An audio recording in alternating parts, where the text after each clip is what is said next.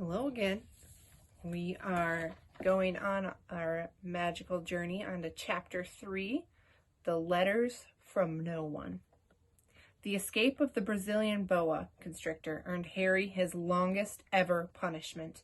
By the time he was allowed out of his cupboard again, the summer holidays had started, and Dudley had already broken his new sign camera, crashed his remote control airplane, and first time on his racing bike, knocked down old Mrs. Figg as she crossed Privet Drive on her crutches. Harry was glad school was over, but there was no escaping Dudley's gang, who visited the house every single day. Piers, Dennis, Malcolm, and Gordon were all big and stupid, but as Dudley was the biggest and stupidest of the lot, he was the leader. And the rest of them were all quite happy to join in Dudley's favorite sport, Harry hunting. This was why Harry spent as much time as possible out of the house, wandering around and thinking about the end of the holidays, where he could see a tiny ray of hope. When September came and he would be going off to secondary for school, and for the first time in his life, he wouldn't be with Dudley. Dudley had a place at Uncle Vernon's old school, Smeltings. Piers Polkiss was going there too. Harry, on the other hand, was going to Stonewall High, the local comprehensive. Dudley thought that this was very funny. They stuffed people's heads down the toilet first day at Stonewall, he told Harry. Want to come upstairs and practice? No, thanks, said Harry. The poor toilets never had anything as horrible as your head down it. It might be sick. Then he ran, before Dudley could work out what he'd said. One day in July, Aunt Petunia took Dudley to London to buy his Smeltings uniform, leaving Harry at Mrs. Figg's. Mrs. Figg wasn't as bad as usual. It turned out she'd broken her leg tripping over one of her cats, and she didn't seem quite as fond of them as before. She let Harry watch television and gave him a bit of chocolate cake that tasted as though she'd had it for several years. That evening, Dudley paraded around the living room for the family in his brand new uniform. Smeltings boys wore maroon tailcoats, orange knickerbockers, and flat straw hats called boaters. They also carried knobbly sticks, used for hitting each other while the other teachers weren't looking. This was supposed to be good training for later life. As he looked at Dudley in his new knickerbockers, Uncle Vernon said gruffly that it was the proudest moment of his life. Aunt Petunia burst into tears and said she couldn't believe it was her icky Dudleykins. He looked so handsome and grown up. Harry didn't trust himself to speak. He thought two of his ribs might have already cracked from trying not to laugh. There was a horrible smell in the kitchen next morning when Harry went in for breakfast. It seemed to be coming from a large metal tub in the sink. He went to have a look. The tub was full of what looked like dirty rags swimming in gray water. "What's this?" he asked Aunt Petunia. Her lips tightened, as they always did, as if he dared to ask a question. "Your new school uniform," she said. Harry looked in the bowl again. "Oh," he said, "I didn't realize it had to be so wet." "Don't be stupid," snapped Aunt Petunia. "I'm dyeing some of Dudley's old things gray for you. It'll look just like everyone else's when I've finished." Harry seriously doubted this, but thought it best not to argue. He sat down at the table and tried not to think about how he was going to look on his first day at Stonewall High. Like he was wearing bits of old elephant skin, probably. Dudley and Uncle Vernon came in, both with wrinkled noses because of the smell from Harry's new uniform. Uncle Vernon opened his newspaper as usual, and Dudley banged his smelting stick, which he carried everywhere, on the table. They heard the click of the letterbox and flop of letters on the doormat. "Get the post, Dudley," said Uncle Vernon from behind his paper. "Make Harry get it. Get the post, Harry. Make Dudley get it. Poke him with your smelting stick, Dudley." Harry dodged the smelting stick and went to get the post. 3 things lay on the doormat. A postcard from Uncle Vernon's sister Marge, a postcard from who was holidaying on the Isle of Wight, a brown envelope that looked like a bill, and a letter for Harry. Harry picked it up and stared at it, his heart twanging like a giant elastic band. No one ever in his whole life had written to him. Who would? He had no friends, no other relatives. He didn't belong to the library, so he'd never got even rude notes asking for books back. Yet here it was, a letter, addressed so plainly there could be no mistake. Mr. H. Potter, The Cupboard Under the Stairs, 4 Privet Drive, Little Whinging, Surrey. The envelope was thick and heavy, made of yellow parchment, and the address was written in emerald green ink. There was no stamp. Turning the envelope over, his hand trembling, Harry saw a purple wax seal bearing a coat of arms, a lion, an eagle, a badger, and a snake, surrounding a large letter H. "Hurry up, boy," shouted Uncle Vernon from the kitchen. "What are you doing? Checking for letter bombs?" He chuckled at his own joke. Harry went back to the kitchen, still staring at his letter. He handed Uncle Vernon the bill and the postcard, sat down, and slowly began to open the yellow envelope. Uncle Vernon ripped the bill open, snorted in disgust, and flipped over the postcard. "Marge is ill," he informed Aunt Petunia. "Ate a funny whelk." "Dad!" said Dudley suddenly. "Dad! Harry's got something!" Harry was on the point of unfolding his letter, which was written on the same heavy parchment as the envelope, when it was jerked sharply out of his hand by Uncle Vernon. "That's mine!" said Harry, trying to snatch it back. "Who'd be writing to you?" sneered Uncle Vernon, shaking the letter open with one hand and glancing at it. His face went from red to green faster than a set of traffic lights, and it didn't stop there. Within seconds, it was the grayish white of old porridge. "Petunia!" he gasped. Dudley tried to grab the letter to read it, but Uncle Vernon held it high out of his reach. Aunt Petunia took it curiously and read the first line. For a moment, it looked as though she might faint. She clutched her throat and made a choking noise. "Vernon! Oh, my goodness! Vernon!" They stared at each other, seeming to have forgotten that Harry and Dudley were still in the room. Dudley wasn't used to being ignored. He gave his father a sharp tap on the head with his smelting stick. "I want to read that letter," he said loudly. "I want to read it," said Harry furiously, "as it's mine." "Get out, both of you," croaked Uncle Vernon, stuffing the letter back inside its envelope. Harry didn't move. "I want my letter," he shouted. "Let me see it," demanded Dudley. "Out!" roared Uncle Vernon, and he took both Harry and Dudley by the scruffs of their necks and threw them into the hall, slamming the kitchen door behind them. Harry and Dudley promptly had a furious but silent fight over who would listen at the keyhole. Dudley won, so Harry, his glasses dangling from one ear, lay flat on his stomach to listen at the crack between the door and the floor. "Vernon," Aunt Petunia was saying in a quivering voice, "look at the address. How could they possibly know where he sleeps? You don't think they're watching the house?" "Watching, spying, might be following us," muttered Uncle Vernon wildly. "But what should we do, Vernon? Should we write back? Tell them we don't want—" Harry could see Uncle Vernon's shiny black shoes pacing up and down the kitchen. "No," he said finally. "No. We'll ignore it. If they don't get an answer, yes, that's best. We won't do anything. But I'm not having one in the house, Petunia. Didn't we swear when we took it in we'd stamp out that dangerous nonsense?" That evening, when he got back from work, Uncle Vernon did something he'd never done before. He visited Harry in his cupboard.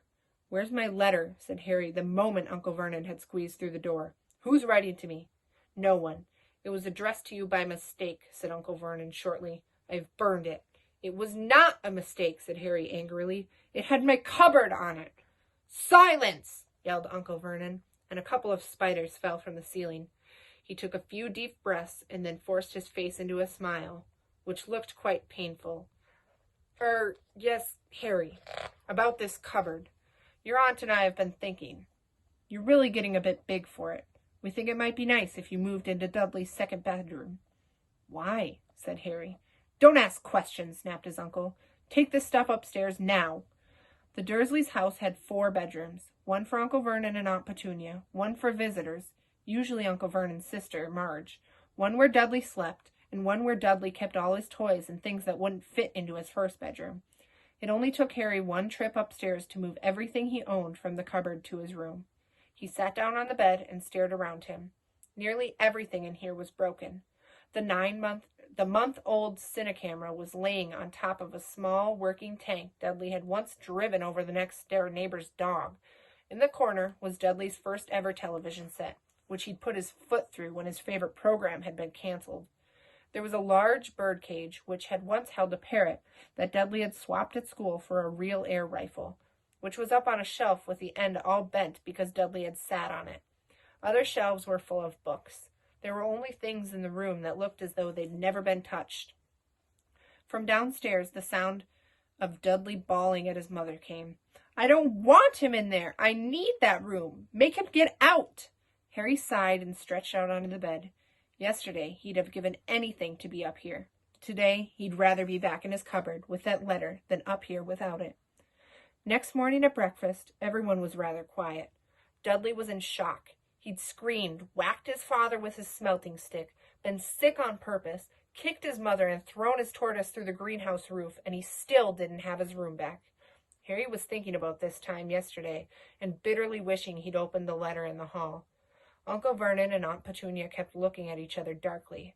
When the post arrived, Uncle Vernon, who seemed to be trying to be nice to Harry, made Dudley go and get it. They heard him banging things with his smelting stick all the way down the hall. Then he shouted, "There's another one! Mr. H. Potter, the smallest bedroom, 4 Privet Drive." With a strangled cry, Uncle Vernon leapt from his seat and ran down the hall, Harry right behind him. Uncle Vernon had to wrestle Dudley to the ground to get the letter from him, which was made difficult by the fact that Harry had grabbed Uncle Vernon around the neck from behind. After a minute of confused fighting, in which everyone got hit a lot by the smelting stick, Uncle Vernon straightened up, gasping for breath, with Harry's letter clutched in his hand. "Go to your cupboard. I mean your bedroom," he wheezed at Harry. "Dudley, go. Just go." Harry walked round and round his new room.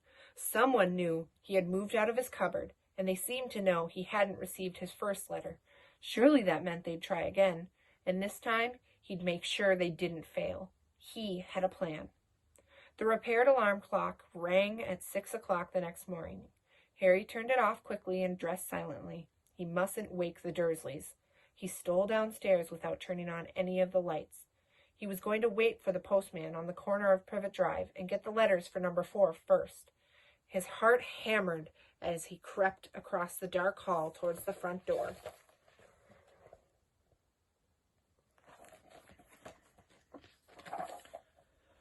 Ah! Harry leapt into the air. He'd trodden on something big and squashy on the doormat. Something alive. Lights clicked on upstairs, and to his horror, Harry realized that the big squashy something had been his uncle's face. Uncle Vernon had been lying at the foot of the front door in a sleeping bag, clearly making sure that Harry didn't do exactly what he'd been trying to do. He shouted at Harry for about half an hour and then told him to go and make up a cup of tea. Harry shuffled miserably off into the kitchen, and by the time he got back, the post had arrived, right into Uncle Vernon's lap. Harry could see 3 letters addressed in green ink. "I want," he began, but Uncle Vernon was tearing the letters into pieces before his eyes. Uncle Vernon didn't go to work that day. He stayed at home and nailed up the letterbox. "See," he explained to Aunt Petunia through a mouthful of nails, "if they can't deliver them, they'll just give up." "I'm not sure that'll work, Vernon." "Oh, these people's minds work in strange ways, Petunia. They're not like you and me," said Uncle Vernon, trying to knock a nail with the piece of fruit cake Aunt Petunia had just brought him. On Friday, no fewer than 12 letters arrived for Harry. As they couldn't go through the letterbox, they had been pushed under the door, slotted through the sides, and even a few forced through the small window in the downstairs toilet. Uncle Vernon stayed at home again. After burning all the letters, he got out a hammer and nails and boarded up the cracks around the front door and back doors so no one could go out. He hummed tiptoe through the tulips as he worked and jumped at small noises.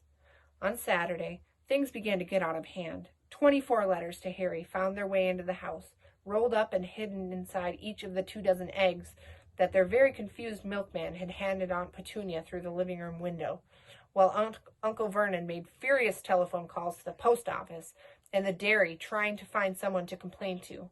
Aunt Petunia shredded the letters in her food mixer. "Who on earth wants to talk to you this badly?" Dudley asked Harry in amazement. On Sunday morning, Uncle Vernon sat down at the breakfast table, looking tired and rather ill, but happy. "No post on Sundays," he reminded them happily as he spread marmalade on his newspapers. "No letters today."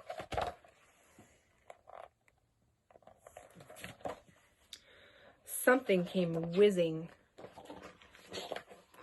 down the kitchen chimney as he spoke and caught him sharply in the back of the head. Next moment, 30 or 40 letters came pelting out of the fireplace like bullets. The Dursleys ducked, but Harry leapt into the air trying to catch one. Out! Out! Uncle Vernon seized Harry around the waist and threw him into the hall. When Aunt Petunia and Dudley had run out with their arms over their faces, Uncle Vernon slammed the door shut. They could hear the letters still streaming into the room, bouncing off the walls and off the floor. That does it, said Uncle Vernon, trying to speak calmly, but pulling great tufts of his mustache out at the same time. I want you all back here in 5 minutes, ready to leave. We're going away. Just pack some clothes. No arguments. He looked so dangerous with half his mustache missing that no one dared to argue. 10 minutes later, they had wrenched their way through the boarded-up doors and were in the car, speeding towards the motorway. Dudley was sniffling in the back seat. His father had hit him round the head for holding him up while he tried to pack his television, video, and computer in his sports bag. They drove and they drove. Even Aunt Petunia didn't ask where they were going. Every now and then, Uncle Vernon would take a sharp turning and drive in the opposite direction for a while. Shake 'em off, he would mutter whenever he did this. They didn't stop to eat or drink all day. By nightfall, Dudley was howling. He'd never had such a bad day in his life. He was hungry. He'd missed 5 television programs he'd wanted to see, and he'd never gone so long without blowing up an alien on his computer. Uncle Vernon stopped at last outside a gloomy-looking hotel on the outskirts of a big city. Dudley and Harry shared a room with twin beds and damp, musty sheets. Dudley snored, but Harry stayed awake, sitting on the windowsill, staring down the lights of passing cars and wondering. They ate stale cornflakes and cold tinned tomatoes on toast for breakfast next day. They had just finished when the owner of the hotel came over to their table. "Excuse me, but is one of you Mr. H. Potter? Only I got about 100 of these at the front desk." She held up a letter so they could read the green ink address. Mr. H. Potter, room 17, Railview Hotel, Cokeworth. Harry made a grab for the letter, but Uncle Vernon knocked his hand out of the way. The woman stared. "I'll take them," said Uncle Vernon, standing up quickly and following her from the dining room. "Wouldn't it be better to just go home, dear?" Aunt Petunia suggested timidly, hours later. But Uncle Vernon didn't seem to hear her. Exactly what he was looking for, none of them knew. He drove them into the middle of a forest, got out, looked around, shook his head, got back in the car, and off they went again. The same thing happened in the middle of a plowed field. Halfway across a suspension bridge and at the top of a multi-story car park. "Daddy's gone mad, hasn't he?" asked Dudley to Petunia, dully late in the afternoon. Uncle Vernon had parked at the coast, locked them all inside the car, and disappeared. It started to rain. Great drops beat on the roof of the car. Dudley sniffled. "It's Monday," he told his mother. "The great Humberto's on tonight. I want to stay somewhere with a television." Monday. This reminded Harry of something. If it was Monday, and you could usually count on Dudley to know the days of the week because of television, then tomorrow, Tuesday, was Harry's 11th birthday. Of course, his birthdays were never exactly fun. Last year, the Dursleys had given him a coat hanger and a pair of Uncle Vernon's old socks. Still, you weren't 11 every day. Uncle Vernon was back, and he was smiling. He was also carrying a long, thin package and didn't answer Aunt Petunia when she'd asked what he'd bought. "Found the perfect place," he said. "Come on, everyone out." It was very cold outside the car. Uncle Vernon was pointing at what looked like a large rock way out to sea. Perched on top of the rock was the most miserable little shack you could imagine. One thing was certain. There was no television in there. "Storm forecast for tonight," said Uncle Vernon gleefully, clapping his hands together, "and this gentleman's kindly agreed to lend us his boat." A toothless old man came ambling up to them, pointing with a rather wicked grin at an old rowing boat bobbing in the iron-gray water below them. "I've already got us some rations," said Uncle Vernon, "so all aboard." It was freezing in the boat. Icy sea spray and rain crept down their necks, and a chilly wind whipped their faces. After what seemed like hours, they reached the rock, where Uncle Vernon, slipping and sliding, led the way into the broken-down house. The inside was horrible. It smelled strongly of seaweed. The wind whistled through the gaps in the wooden walls, and the fireplace was damp and empty. There were only 2 rooms. Uncle Vernon's rations turned out to be a packet of crisps each and 4 bananas. He tried to start a fire, but the empty crisp packets just smoked and shriveled up. Could do with some of those letters now, eh? He said cheerfully. He was in a very good mood. Obviously, he thought nobody stood a chance of reaching them here in a storm to deliver post. Harry privately agreed, though that thought didn't cheer him up at all. As night fell, the promised storm blew up around them. Spray from the high waves splattered the walls of the hut, and a fierce wind rattled the filthy windows. Aunt Petunia found a few moldy blankets in the second room and made up a bed for Dudley on the moth-eaten sofa. She and Uncle Vernon went off to the lumpy bed next door, and Harry was left to find the softest bit of floor he could and to curl up under the thinnest, most ragged blanket. The storm raged more and more ferociously as the night went on. Harry couldn't sleep. He shivered and turned over, trying to get comfortable, his stomach rumbling with hunger. Dudley's snores were drowned by the low rolls of thunder that started near midnight. The lighted dial of Dudley's watch, which was dangling over the edge of the sofa on his fat wrist, told Harry he'd be 11 in 10 minutes' time. He lay and watched his birthday tick nearer, wondering if the Dursleys would remember at all, wondering where his letter writer was now. 5 minutes to go.